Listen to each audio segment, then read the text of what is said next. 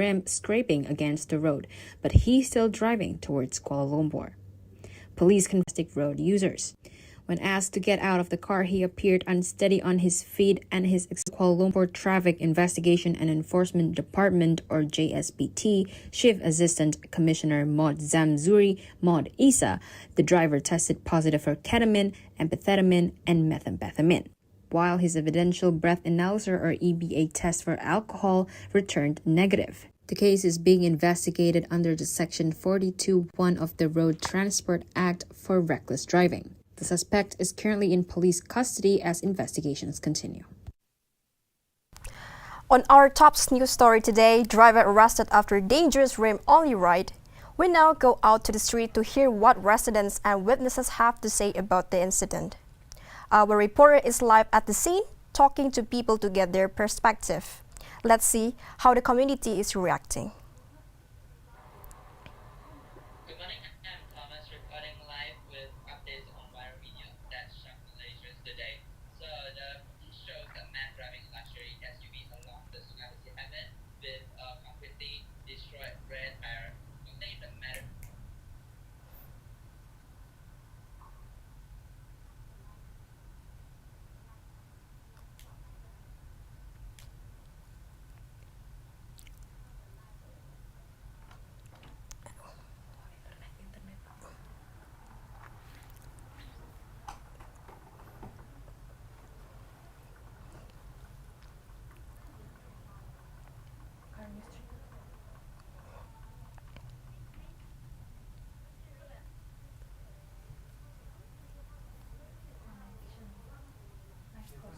Okay, dia connection.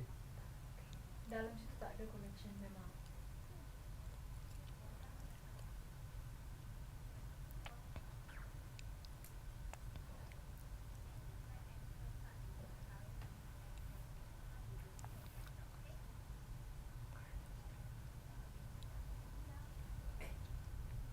Now, apa? Start current history first.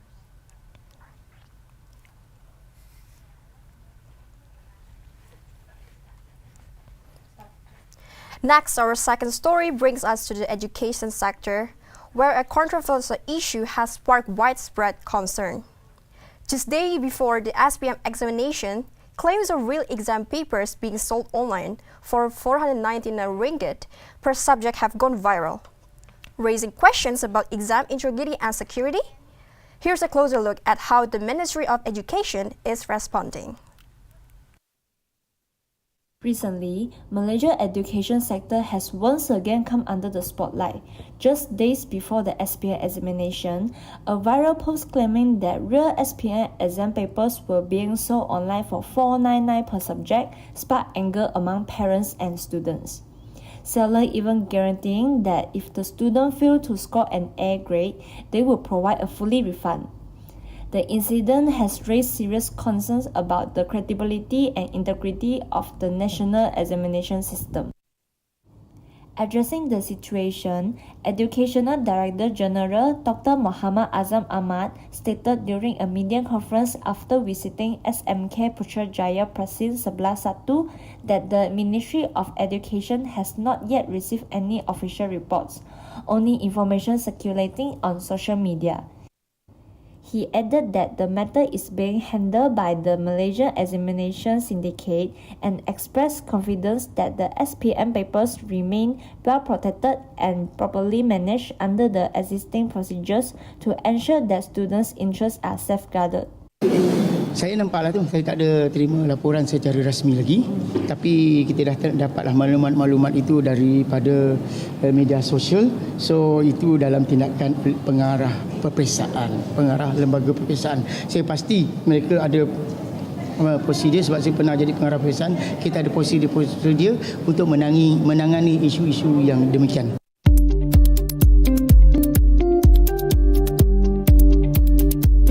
As we continue this morning, we turn our attention to a story that goes beyond the headlines.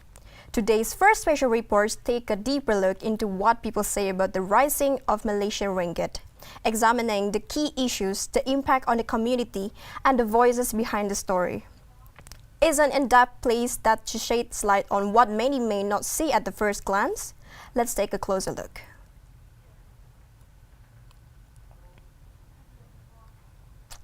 Malaysian ringgit has shown noticeable improvement and drawing public attention and sparkling discussion about its impact on daily life. So currency rate for today is $1 to 4.125 Malaysian ringgit. So did the rising ringgit affect ordinary Malaysians and foreigners? Is this phenomenon accepted and appreciated by Malaysians? Today I'm at Kuala Lumpur to get those answers. What was their first reaction once they know about the rising of Malaysian ringgit? So I have noticed that this situation later may be related to the Federal Reserve policy, commodity prices such as Malaysia's oils and gas exports.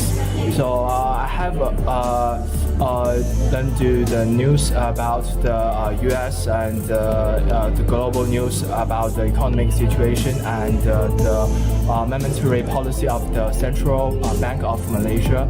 So I think this also reflects international market confidence in the fundamentals of the Malaysian economy. So I think that's good for Malaysians. 第一个反应肯定是开心啊，因为东西可能会变便宜这些。可是据我所知，它好像又恢复到以前了啊，又变弱。How does the rising of Malaysian ringgit directly affect their life? Sikit lah. Tak semua. So macam bila you beli benda-benda import punya ada rendah sikit price. Rendah sikit lah. 觉得是影响不大，可是如果出国旅行，我可能会比较受惠吧。Do they support a stronger Malaysian ringgit or return to its previous level? 肯定是希望它越来越强的，就像我刚才回答问题这样子哦，只要它越来越强，我们物价越低，我们人民就可以一直出去外面出国旅行啊，然后买个东西啊，这些哦，生活水平会提高。Ya, saya rasa kena kembali kepada level sebelumnya. Maksudnya, kalau macam mata wang dulu, mungkin kita ni jadi pendapatan semua tinggi lah. Kalau untuk sekarang semua merosot, so pendapatan pun macam berkurang. Their voices highlight both the opportunity and uncertainties that come with currency shift, reminding us that economic changes are felt differently by everyone. Ultimately, whether this upward trend lasts or slow down, it remains clear that the public experiences and perspective will play an important role in shaping how the nation understands its economic future.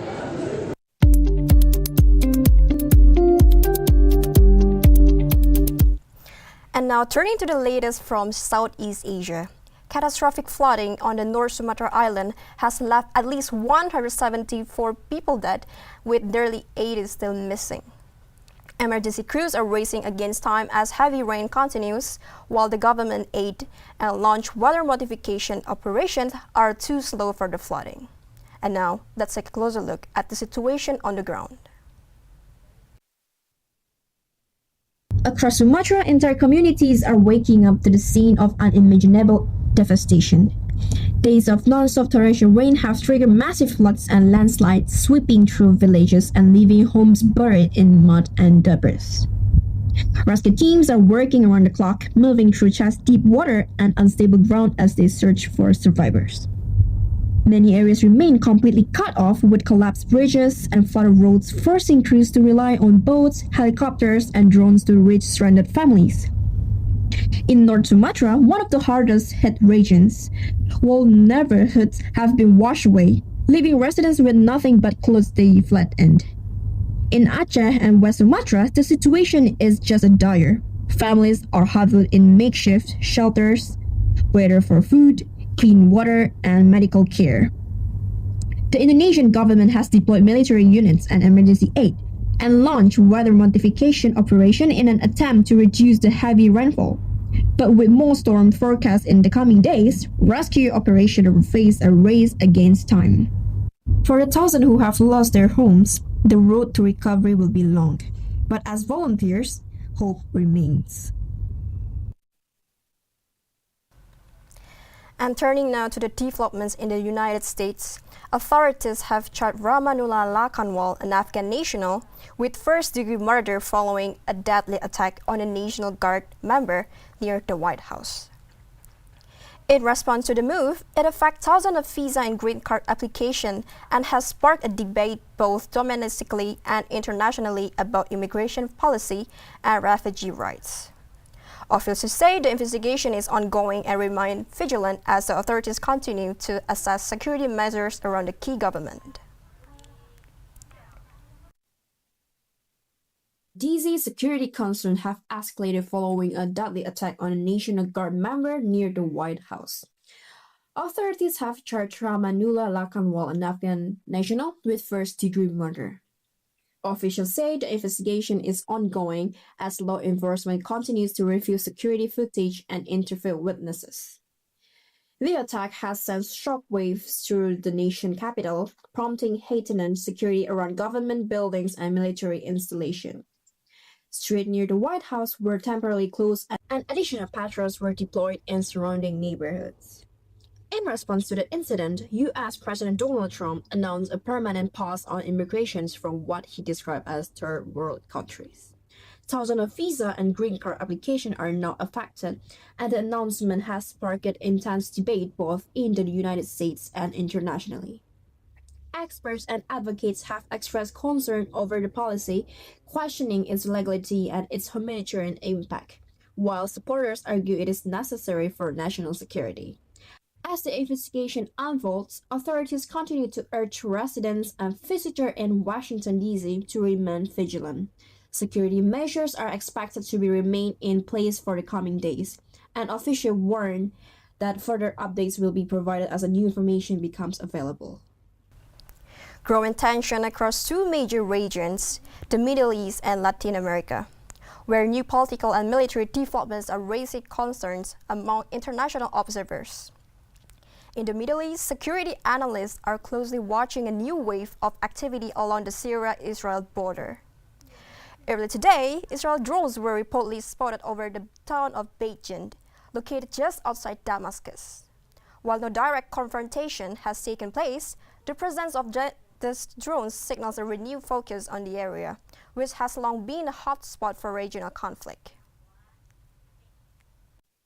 Experts say the drone flight may be tied into intelligence gathering, but warn that even a minor escalation could easily spark border clashes, especially when given the involvement of various armed groups operating inside Syria. The Syrian government has not yet issued an official response, but regional media outlets are arguing the escalation and calling for diplomatic communication to prevent further decline. Formidable organizations, as long as there's that demand and as long as there's robust supply, then fundamentally I think you're going to be talking about putting a lid on a situation but not eliminating it altogether. Meanwhile, in Latin America, tensions are growing following a controversial statement by former U.S. President Donald Trump, who declared that Venezuela's airspace should be considered closed. Venezuela's government reacted strongly, calling the remarks illegal aggression and accusing the United States of trying to undermine its power. The statement comes at a sensitive moment for the region, where several nations are already navigating political and economic instability. Our people have not given up, nor have they let their right to happiness, to joy, to smiling, to positive construction be taken away, nor will they ever allow it, of their community, of their reality. That's why I was saying, whatever the threat may be, and whenever it comes, I always tell the people, stay calm, no nerves, keep calm and sensible, and act with maximum unity.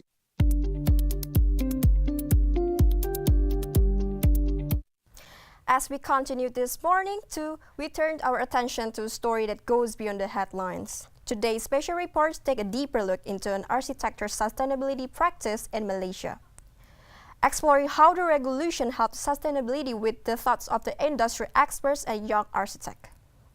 Let's take a closer look. Reporting from Kuala Lumpur, where sustainable construction is taking center stage once again. Here in KL, green building efforts are led by the Malaysia Green Building Council and the Green Building Index, which many local projects use to measure energy efficiency and carbon impact. Today, we are diving into a topic that is becoming increasingly important in the world of architecture, the sustainable building practice in Malaysia. Let's see what the industry professional and the architects understand about the sustainability implication in real projects. regulation in Malaysia has improved. Typically, historically, it was almost non-existent. There has been a very strong movement towards both creating greater awareness and also greater regulatory framework.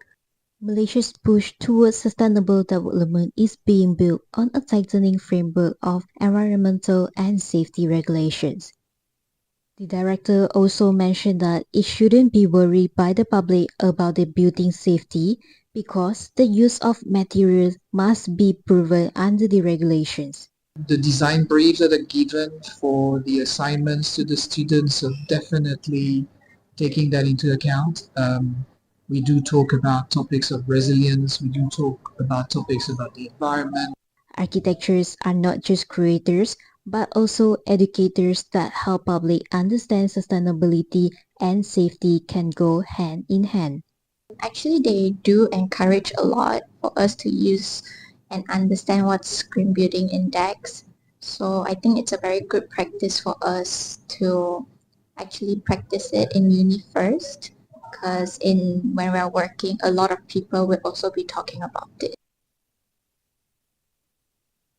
As for architects, it is our responsibility to not just have the information to ourselves.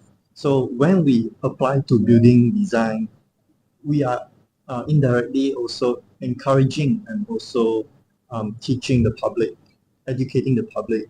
What does it mean to be sustainable? What is the benefit that in the long run brings to our environment?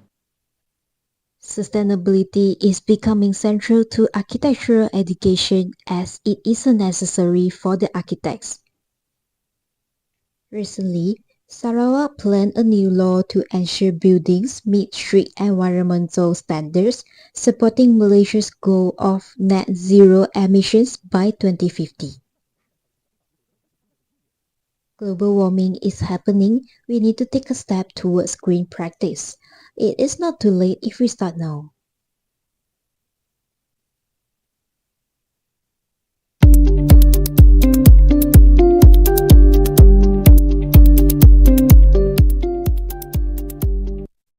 Warner Music Group is partnering with Suno, which was the biggest AI music platform, as a result of a year-long lawsuit case.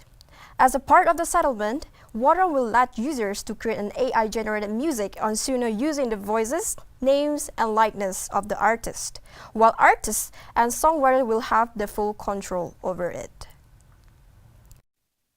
This landmark pact with Suno is a victory for the creative community that benefits everyone, Robert Kinsel, CEO of Warner Music Group, said in a statement. The deal follows Suno's announcement last week of a $250 million funding round. The Suno CEO, Mike Suman, hopes to provide an access to everyone to experience the powerful music creation and own creation of original songs with the way users love. However, it is still unclear whether the artists are allowed to opt out of inclusion in the training data on licensed music from Warner Music Group and the artists that opt into the program. The movie Mother Boomy by Chong Kit-un has won the Best Original Film Song sung by Penny Tai, Best Cinematography by Leung Min Kai, and Best Leading Actress award to China actress Fan Bingbing at the 62 Golden Horse Awards. The director Chong was also nominated in the Best Director Award and the Best Original Film Score Award. The director of Mother Boomy, Chong, has shared his thought on social media. He says that he truly feels fortunate to create this movie with the accompany of the famous actress from China, Fan Bingbing, as she begins her new chapter of her career. He congrats her on the achievement. I still feel incredible and unreal, says Penny Tai, singer of the film songs named Bunyan. It was her first involving a movie original soundtrack composed and the lyrics written by the movie director Chong Kit-un. It also her first time performing on the stage of Golden Horse Awards.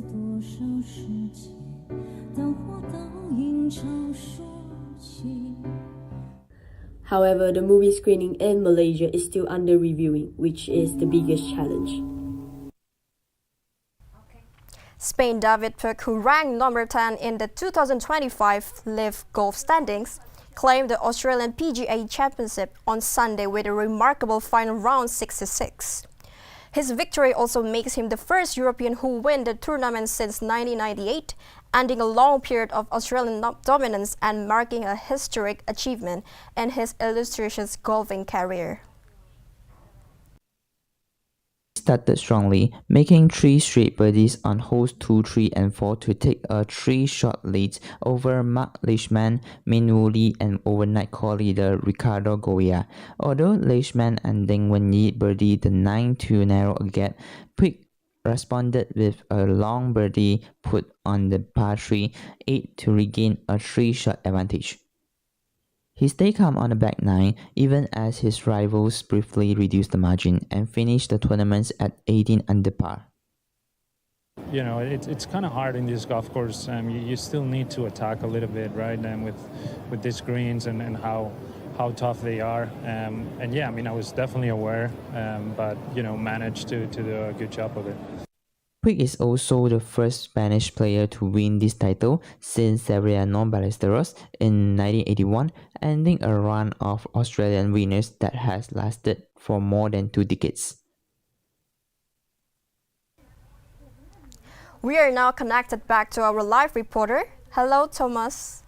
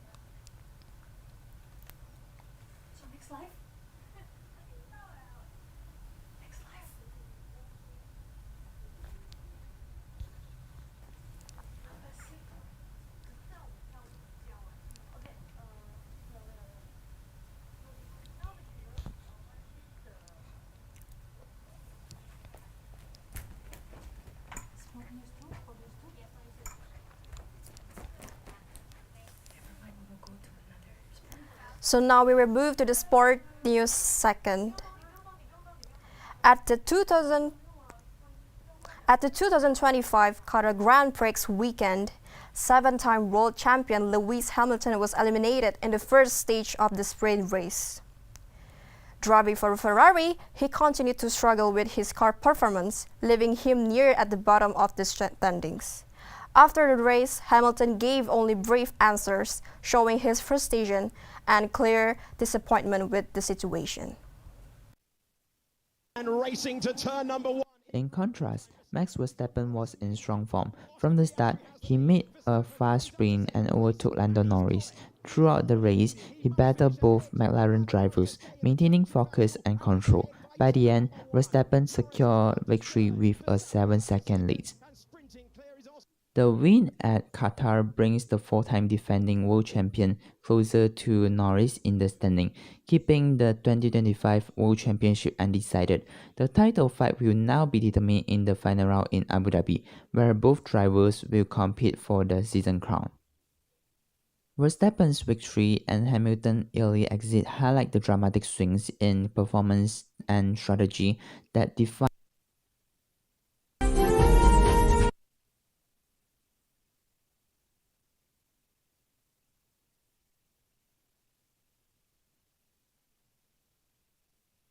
And racing to turn number 1.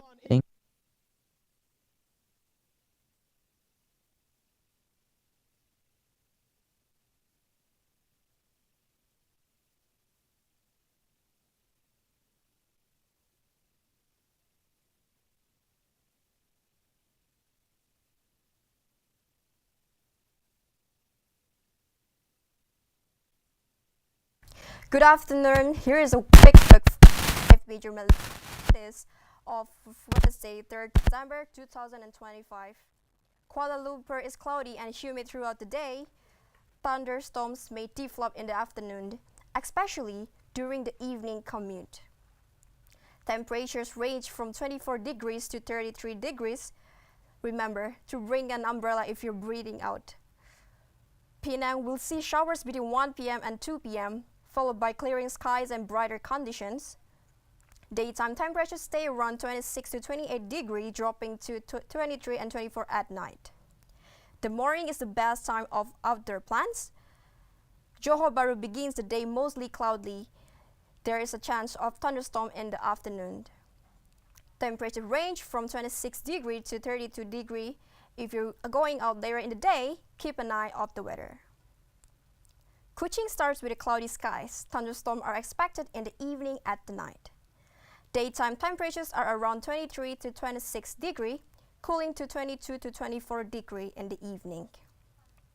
Take extra care if you plan to go out at night. Kota Kinabalu remains mostly cloudy for the entire day. Temperatures stay around 23 to 27 degrees and the weather should be relatively stable, making it suitable for outdoor activities throughout the day. Overall, most parts of Malaysia will be warm and cloudy today, with some areas experiencing afternoon or evening thunderstorms. Mornings are really generally more suitable for outdoor activities. Have a safe and pleasant day. This has been your morning update on UCSI TV News. I'm Joanne and thank you for watching.